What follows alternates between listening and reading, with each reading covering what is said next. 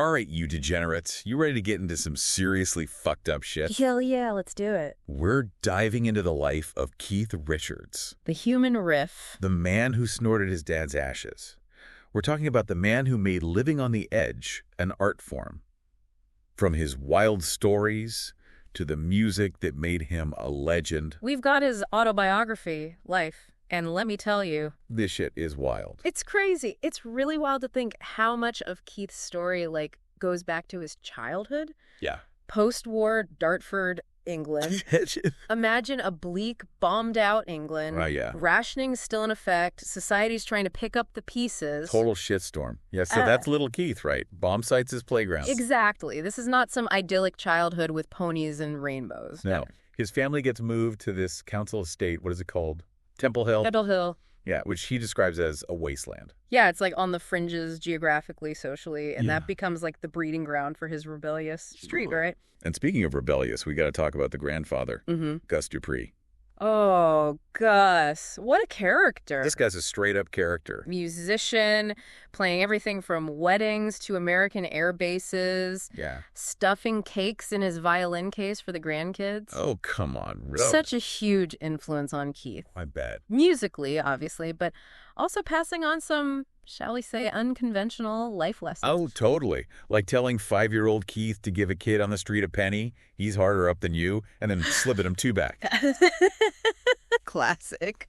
Right. Or greeting a friend with, hello, don't be a cunt all your life. Yeah. Classic. What about that story about Gus giving young Keith his first cigarette butt in the fog? No one will see. Oh, my God. I mean, come on, that's not your average granddad. Not your average granddad, no. Oh, yeah. But you could totally see how that disregard for rules, that rubs off on Keith. Totally. And the Boy Scouts, the goddamn Boy Scouts, I know. gets in trouble with the Boy Scouts. Yeah. Becomes patrol leader in 3 months. It's like the seeds of his leadership of the Stones are planted right there. It really is, yeah. Organizing his little patrol, learning knots, building fires. It's crazy. He even says, what is it? If you want to be a good criminal, get into the Boy Scouts. Right. So even as a kid, he's figuring out how to bend the system, how to make it work for him. Which brings us to Dartford Tech. Right. This school basically turns him into a full-blown rebel. Bigger bullies than bullies, he calls the teachers. Yeah. It's his first real encounter with authority, and he hates it. Oh, he hates it. This ridiculous haircut that they make him get. Yes. And then he spends the next 3 years trying to just fuck with the system, forging bad reports. Wearing his trousers skin tight under his uniform just to piss them off. What a little shit. And then the prank where they stripped and lynched the head prefect. Oh, my God. That's anarchy. Pure anarchy. It's almost like he was just testing the limits, seeing how far he could push things before the whole thing exploded. Yeah, like he's craving chaos. This is before he's even picked up a guitar, really. It's fascinating because he wasn't instantly drawn to music. No. It was almost a means to an end at first. But even Gus, with his unconventional ways, recognized his talent. I know, when he starts improvising on that Malagueña and Gus is yelling at him. That's not how it goes. Yeah, but Granddad, it's how it could go. That's Keith, right? That's Keith. Always pushing boundaries, always looking for a different way. Totally. And then, bam, he meets Mick Jagger. This shared love of American blues and rock and roll, Muddy Waters, Chuck Berry, Howlin' Wolf, these were their prophets. Total destiny, right? Yeah. It's like total destiny. They start jamming, they're listening to records, dreaming of making music. And there's this natural chemistry between them, shared sense of rebellion, this us against the world. Yeah. That became the heart and soul of the Rolling Stones. Absolutely. And then they're born. They're playing clubs like the Marquee, the Station Hotel in Richmond. Yeah. Cutting their teeth on blues covers and early originals. They're honing that sound, their look. The raw energy, like tapping into something primal, something dangerous. He talks about their first gig at the Marquee. They were filling in for Alexis Corner's band. Yeah. Dust my broom. Confessing the blues. Got my mojo working. I mean, you can just feel the energy in that room. Yeah, it's not just the music. It's the attitude. They're rude. They're sarcastic. Yeah. They call anyone who doesn't do them favors a fucking Ernie. I love that. The antithesis of the clean-cut pop stars. Yeah. Poking the bear. Yeah. Challenging the system. Yeah. Surviving on beer and shoplifting and whatever cash they can scrape together. Totally. Hand-to-mouth existence. But it fueled that hunger. Oh, Yeah. yeah. And this guy, Giorgio Gomelski, this eccentric motherfucker, enters the picture, starts getting them gigs, kind of their first real manager. Before Oldham. Yeah. Right, right. Yeah. Yeah, he's like a mad scientist trying to harness this raw energy. Yeah, he was instrumental in getting them exposure, but he gets kind of pushed aside when Brian Jones starts seeing bigger things on the horizon. Right. Yeah, Jones was thinking about image, management, the whole game, even back then. But let's be honest, he's also got this massive ego. Of course. That hunger for fame that rivals Mick's. Absolutely. Yeah. And then enter Andrew Log Oldham. The self-proclaimed evil genius. I know, everything changes. He'd worked with Brian Epstein and the Beatles, but he's looking to create something different with the Stones. Something darker. Yeah. More dangerous. Yeah, he initially tries to clean them up, put them in matching suits. What? But he quickly realizes their real power is that raw energy and starts promoting them as the anti-Beatles. It's a brilliant move. Right. Because the Beatles are already huge, so he's like, okay, you're the dangerous alternative. The band that parents hate and teenagers worship. Yes. And it works. Satisfaction, those early hits. They capture that rebellious spirit of the times. Absolutely. And catapults them to global fame. Catapults them. Suddenly they're challenging everything, the musical conventions, social norms. Yeah, they're a force of nature. A force of nature, leaving a trail of chaos and broken hearts in their wake. And their live shows. Legendary, wild, unpredictable, full of that raw energy that made them famous. I mean, they're not just playing music. They're unleashing a primal scream that resonates with a generation hungry for something real. They tapped into the collective unconscious of a generation ready to explode. Exactly. And this is just the beginning. This is just the tip of the iceberg. We haven't even scratched the surface of the drug busts, the love affairs. This is recording sessions fueled by enough booze and drugs to sink a battleship. Oh, yeah. Oh, we're just getting started. It's a nonstop party, man. Life on the road with the Stones. Oh, yeah. It's booze, it's drugs, it's groupies. They're playing these huge venues, pulling crazy stunts. I mean, they're really pushing the limits. They're spitting in the face of authority. The cops, they hate their guts. Talk about a magnet for trouble. He talks about getting busted in Fordyce, Arkansas for weed. Wait, Fordyce, Arkansas? That sounds like the kind of town where they string you up for having long hair. Right. He even said his lawyer warned them not to even drive through Arkansas. But there they are, cruising in a brand new yellow Chevrolet Impala. Loaded with drugs. Loaded with drugs. I mean, what could possibly go wrong? Everything. Everything. But their lawyer completely dismantles the cops' case. I love that. The cops try to claim they smelled marijuana coming from the car, and he's like, bullshit.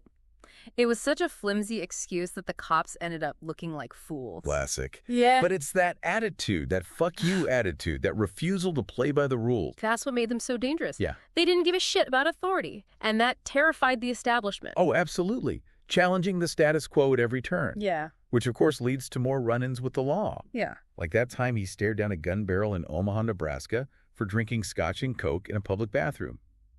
The cop made them pour it down the toilet at gunpoint. Talk about a buzzkill. I know. Only Keith and Brian could turn taking a piss into a standoff with the cops. They were living in a movie. It's incredible how they survived those early tours, really. I know. The drugs, the fans. The pressure. Yeah, it's a miracle they didn't self-destruct. It's like running on pure adrenaline and chaos. Yeah. Which is also the fuel that ignited their creativity. Right. Speaking of self-destruction, we got to talk about Keith's drug use. I mean, the man was a walking pharmacy. Deep into heroin, cocaine, acid, you name it. And he talks about it all. Yeah. With incredible honesty, too. Yeah. He doesn't shy away from the darkness. No. The addiction, the fucked up shit that comes with that lifestyle. He even tells this crazy story about how the UK government used to give addicts pure heroin and cocaine. What the fuck? Yeah, what the fuck? Talk about a fucked up idea. They thought the cocaine would counteract the heroin and make the addicts more productive. What? It's like something out of a dystopian novel. Of course, it backfired spectacularly. Yeah. And the UK ended up with a much bigger drug problem. Exactly. It gives you an idea of what kind of world Keith was living in. Different time. Totally. Different rules, the boundaries were blurred, the consequences were deadly. Yeah. And somehow, in the midst of all this chaos, he managed to write some of the greatest rock and roll songs of all time. He talks about writing satisfaction in his sleep, woke up with the riff in his head, like a gift from the gods of rock and roll. It's mind-boggling. And the lyrics, I can't get no satisfaction. I mean, talk about an anthem for a generation. It's a song about frustration, desire, feeling alienated from society. Yeah. And it resonated with millions of people. Still a banger today. Still a banger. Oh, yeah. Give Me Shelter, Street Fighting Man, Jumpin' Jack Flash. The hits just kept coming. And he and Mick were like a songwriting powerhouse. They drew inspiration from their experiences, the road, their relationship. But social and political turmoil of the times. Exactly, like conduits, channeling the energy of an entire generation. But it wasn't all sunshine and roses. Let's talk about Brian Jones. Oh, Brian. The man was a musical genius. Total train wreck.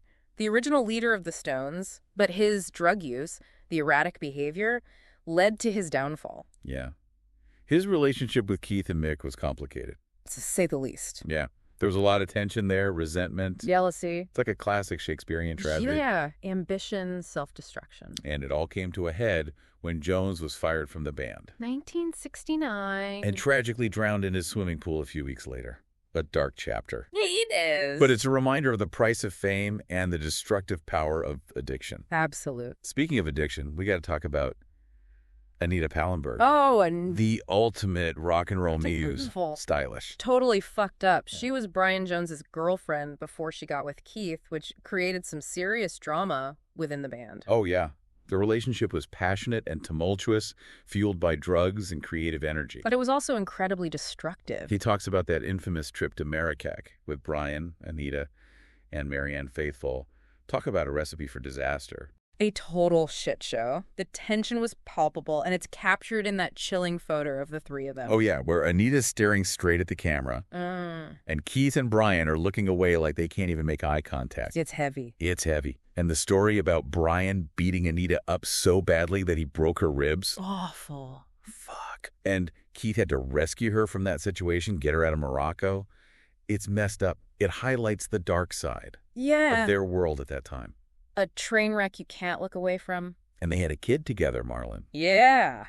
Despite all the shit they went through, Keith seemed to have a soft spot for his kids. He did. He talks about the birth of Marlon with such tenderness. Yeah. A glimpse behind the mask. Yeah. A reminder that even the toughest motherfuckers have a heart. And then there's the Redlands drug bust. Talk about a legendary moment. 1967. The Summer of Love. The Summer of Love is in full swing, and the Stones are at the peak of their powers. And the cops are not having any of it. No. They raid Keith's country house, Redlands, and they find him and a bunch of friends, including Mick Jagger, in various states of undress and intoxication. Oh, they were high as fuck. And they found a shitload of drugs, too. It was a huge scandal.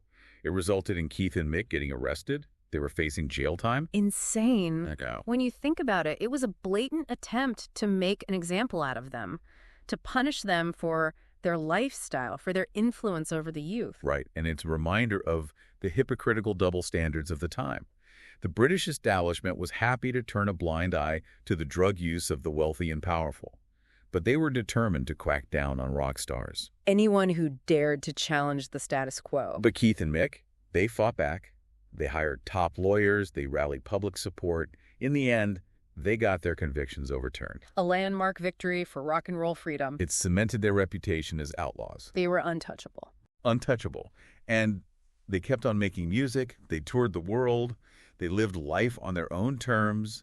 They were a symbol of rebellion, a middle finger to the establishment, and a voice for a generation that was ready to tear down the walls and build something new. And that's just the first half of his life. Wait till we get into the solo albums, the reconciliation with his father. And the surprising stability he found with Patty Hansen. Yeah. Oh, we're just getting warmed up. This is Keith Richards. Exactly. The story's far from over. After all that, all those years of just, like, living on the edge, Yeah. Keith finds stability. I know. It's almost hard to believe. Right. Like the guy who seemed to be on that one-way track to self-destruction Yeah. gets his shit together. Who would have thought? It's remarkable. Right, A lot of so- it has to do with Patty Hansen. Patty Hansen, yeah, she's like the anti-Anita, right? Yeah, Beautiful model. Seemed to have her head screwed on straight. totally. They meet at Studio 54. Of all places. Talk about an unlikely pairing. Right. But somehow they click. And Patty's like patient with them, Yeah. understands his demons, helps him through some tough times. Yeah, like when he finally kicks heroin.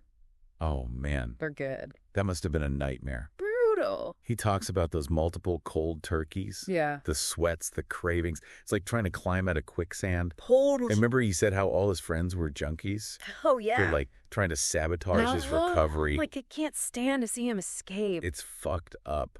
It is. But Patty was there for him. His rock. His anchor. Yeah. And eventually he breaks free. With her help. It's a hell of a love story. It is. Who would have thought Keith Richards in a stable, loving relationship? Right. It just proves even the wildest hearts can be tamed. Yeah. And it seems like fatherhood played a role, too. It did. Yeah, he has his 2 daughters with Patty, Theodora, and Alexandra. Little TNA, he calls them. Oh, classic Keith. Classic. But he's a doting dad, He is. even though he admits to still being a bit of a wild man. Oh, You can't take the rock and roll out of the man. you can't. But Yeah. it's clear that Patty and the girls, they brought him some balance. Absolutely. Something he probably never thought he'd have. No. And he even reconciles with his father. After 20 years. Yeah, it's a touching story. It He is. talks about feeling ashamed of his lifestyle, thinks he humiliated his dad. Yeah. But in the end, he reaches out. They reconnect. And you can feel that That emotion genuine emotion. when he talks about that. Yeah. It's like a weight's lifted off his shoulders. Totally. It's a reminder that even the toughest, most rebellious figures have a human side. They have a heart. Yeah. But, I mean, let's be real. Oh, yeah. He never went completely soft. No. Remember when he punches Ronnie Wood in the face Oh, yeah. for smoking crack? The Fairmont Hotel Brawl. I know. Ronnie's having this massive freebase party in his room, and Keith goes ballistic, Yeah. worried that Ronnie's going to jeopardize the tour. Yeah. He tears his shirt off, storms across the lobby Talk about a dramatic entrance. to confront Ronnie. I know. The fight almost ends with them both going through the window. Oh, my God. It's a miracle they survived. But it shows how much Keith cared Yeah. about the band, about his friends, Well, even when they're being total fuck-ups. ride or die, man. Ride or die. It is. And speaking of the band, we got to talk about Mick. Of course. The relationship with Mick Jagger. One of the most iconic Complex. partnerships in rock history. It is. They were like the Lennon and McCartney of the Stones, right? Creative geniuses. But also drove each other crazy. Absolutely. The synergy when they were writing, but their personalities were completely different. Yeah. Mick was always the ambitious one, the showman. Yeah. Wanted to push the boundaries of fame, success. Yeah. Keith, he was more about the music, the raw energy, that rebellious spirit. Totally. It's like yin and yang, you know? Absolutely. And their relationship went through a lot. A lot of ups and downs. Huge fights, estrangement, and then that falling out when Mick goes solo. Yeah. Keith felt betrayed. He did. He called it piggybacking. On the Stones' success, Yeah. he felt it was a slap in the face to the band. Absolutely. But despite all that, all the drama, the bullshit, Yeah. they always found their way back. Back to each other. Yeah, they were brothers. Brothers in arms. Bound by history, a love of music that transcended everything. Absolutely. That reunion in Barbados in '94, To record Voodoo Lounge? testament to that bond. Oh, and that album is a masterpiece. That is so underrated. It is. Love is Strong. You got me rocking. Out of Tears. So many good tracks. So good. It showed that they still had that spark. Yeah. After all those years. Yeah. And they just kept going. Touring, making music. Proving they were the greatest rock and roll band in the world. They were. And Keith kept being Keith, the ultimate survivor. The ultimate survivor. He even survived a brain injury after falling out of a fucking tree. I know. He was climbing a coconut tree in Fiji and took a nasty tumble. Oh, my God. Had to have emergency surgery. Only Keith Richards could survive I that. don't know. The man is indestructible. He's a force of nature. And his story, man, it's a testament to that enduring power. Lock and hold. The allure of the wild side, and just the resilience of the human spirit. It really is. What does it all mean? I think it means that Keith Richards is more than just a musician. He's a cultural icon. Oh, yeah. He's a symbol of rebellion, a living legend. He's a legend. He's lived a life full of excess, danger, creativity, and he's still standing. He's still standing. And that's pretty fucking amazing. It is pretty amazing. It is. It makes you wonder, does true art come without a price? Did Keith have to walk through fire to become the legend he is today? That's deep, man. It is a question. Was all that chaos, all that darkness, a necessary part of his journey? I don't know the answer. I don't either. But it's definitely something to think about. But one thing's for sure, Keith Richards, he lived his life on his own terms and never apologized for it. He didn't! Fuck yeah, Keith.